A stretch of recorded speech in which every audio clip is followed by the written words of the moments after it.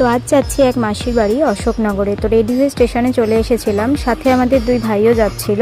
তো এখানে ট্রেনে উঠে পড়েছি, গল্প করতে করতে আমরা আমাদের ডেস্টিনেশনে পৌঁছেও গেলাম অশোকনগর। তো স্টেশনে নেবে আমরা ফার্স্টেই নিয়ে নিয়েছিলাম দুই বোনের জন্য দুটো চকলেটস।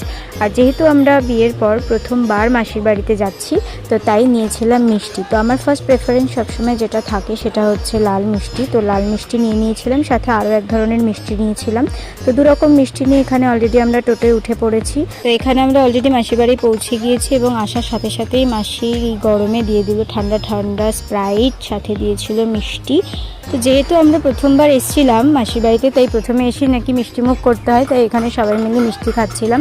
তারপর দুপুরের খাওয়া দাওয়া সেরে একটু বিশ্রাম নিয়ে আমরা সব ভাই বোনরা মিলে বেরিয়েছিলাম একটু হাঁটাহাঁটি করতে রাস্তায়। তো রাস্তায় হাঁটতে হাঁটতে আমাদের মনে হয় একটু ফুচকা খাবো, তো সোজা চলে গেলাম একটা ফুচকার দোকানে। তো ফুচকার দোকানে গিয়ে এখানে দই ফুচকা ট্রাই করেছিলাম আমরা সবাই মিলে।